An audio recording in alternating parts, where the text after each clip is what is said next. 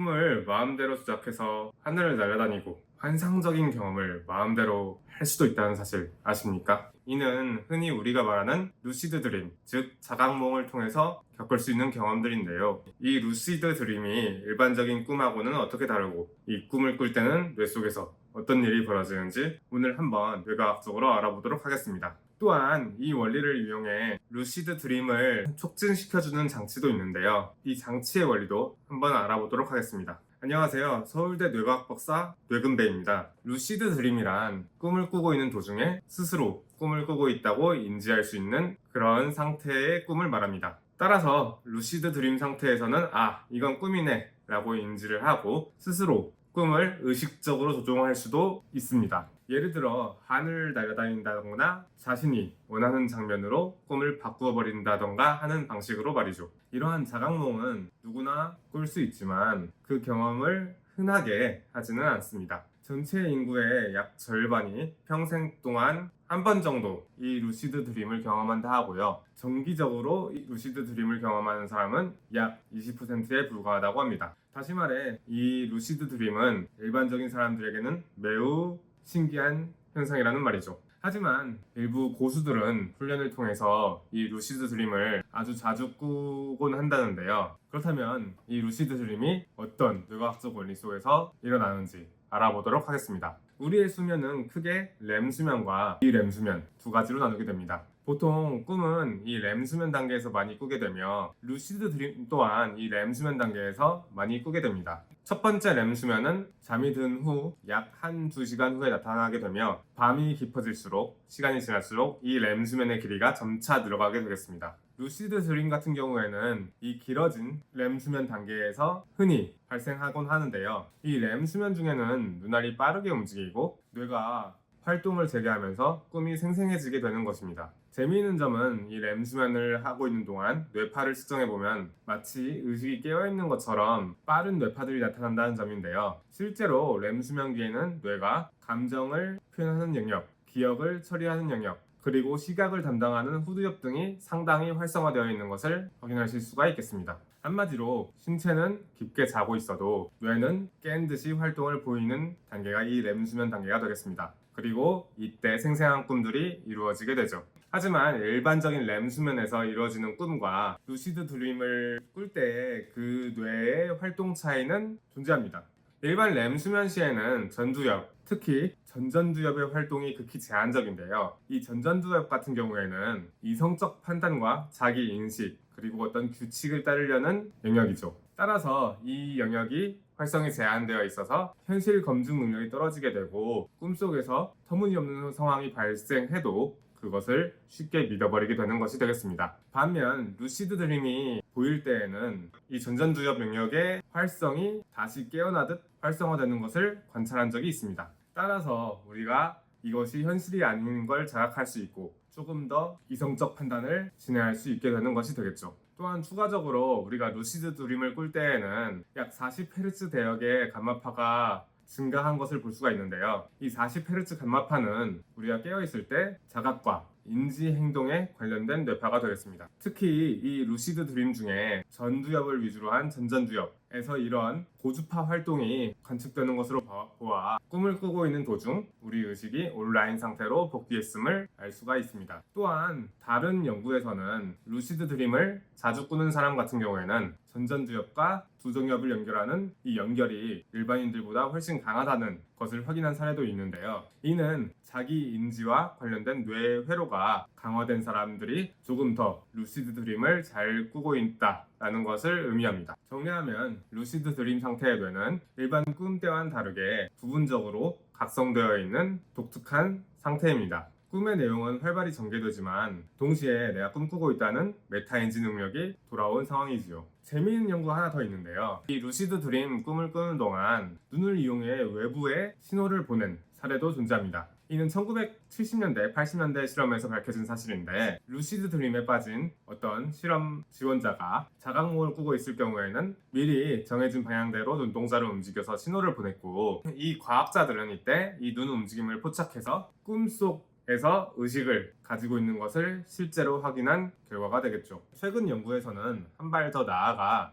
루시드 드림 속에 있는 사람과 외부에 있는 과학사가 서로 의사소통을 한 것도 확인한 적이 있습니다. 2021년 한 연구에서는 이 실험 과학자들은 루시드 드림을 꾸고 있는 사람한테 8 빼기 6 같은 질문을 던졌고, 놀랍게도 루시드 드림을 꾸고 있는 사람은 2라는 정답을 표현한 경우가 있습니다. 이처럼 루시드 드림은 꿈과 의식의 경계가 희미해진 상태이며, 우리 현대 과학은 이때의 비밀들을 하나씩 벗겨나가고 있습니다. 그렇다면은 이렇게 흥미로운 루시드 드림을 우리가 원할 때마다 꿀 수가 있을까요? 아니면 그런 방법이 있으면 한 번쯤 시도해보고 싶을 것입니다. 그래서 예전부터 많은 사람들이 이 루시드 드림을 꾸기 위해서 여러 가지 방법을 이용해서 연습을 해왔는데요. 여기서 제일 중요한 거는 꿈속에서 이게 꿈을 꾸고 있다는 사실을 인지한다는 것입니다. 그래서 제일 유명한 방법 중 하나는 평상시에도 이곳이 꿈인지 아닌지 확인하는 방법을 들여서 꿈속에서도 똑같이 확인했을 때 꿈인지 확인하는 것이 되겠는데요.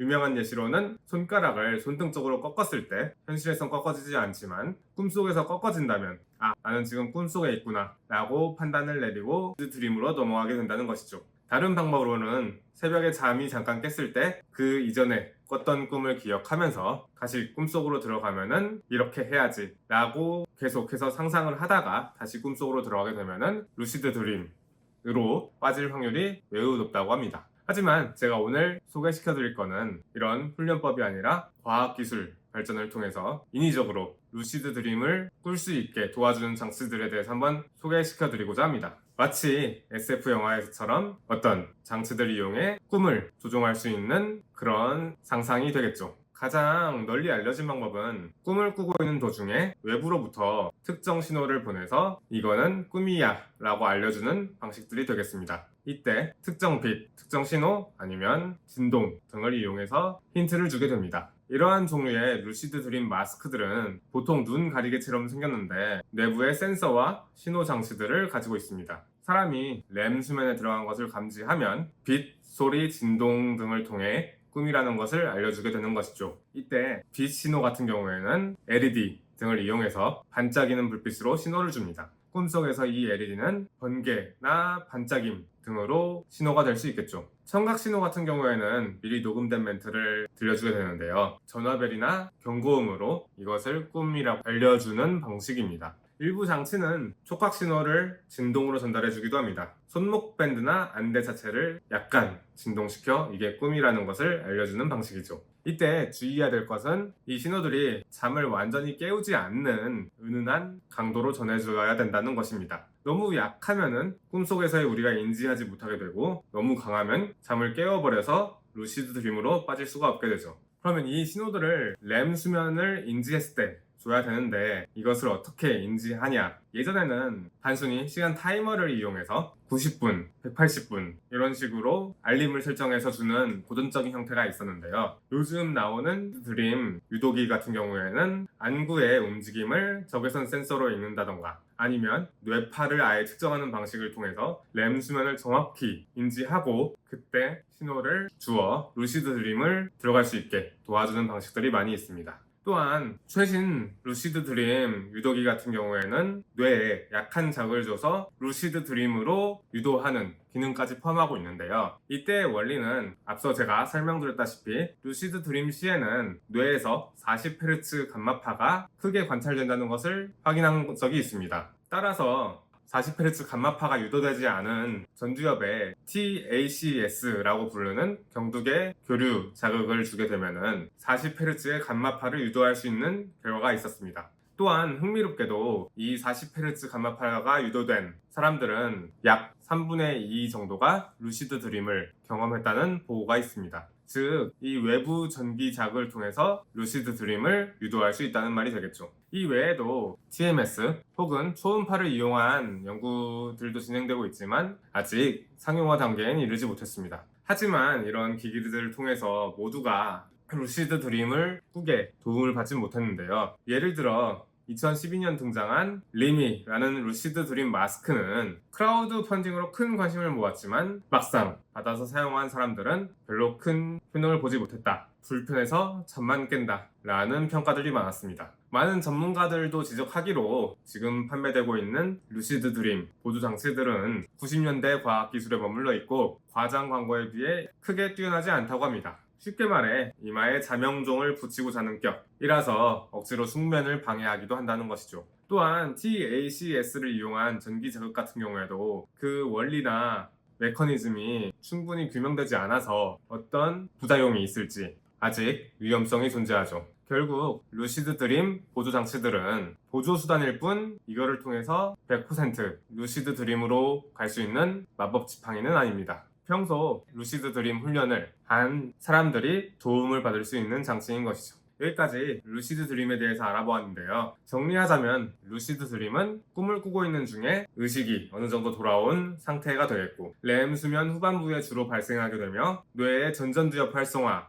그리고 40Hz 감마파 같은 고주파 뇌파의 증가 같은 독특한 생리학적 특성을 보이게 됩니다. 이를 인위적으로 활성화시키고자 빛, 소리, 진동, 거기에 더해서 전기 자극까지 주는 다양한 기술이 접목되어 왔지만 아직 완벽하지는 않고 보조적으로 사용되고 있는 정도에 불과합니다. 그럼에도 불구하고 이 루시드 드림에 대한 과학적 접근, 관심은 끊이지 않고 있습니다. 악몽 치료부터 창의성, 그리고 스포츠 이미지 트레이닝 등 여러가지 응용 분야가 무궁무진하기 때문인데요. 여기서 더 나아가서 우리 뇌과학이 풀고자 하는 궁극적인 목표, 의식이란 무엇인가? 라는 질문에 어떤 실마리를 던져줄 수 있을 그런 연구 주제이기도 합니다. 언젠간 기술이 더 발전하고 우리 뇌과학자들이 뇌를 조금 더 잘 컨트롤할 수 있는 날이 온다면 우리가 원할 때마다 루시드 드림을 꿀 수 있는 날도 오리라 생각이 됩니다. 여러분들도 언젠간 멋진 루시드 드림을 꾸길 바라겠습니다. 감사합니다.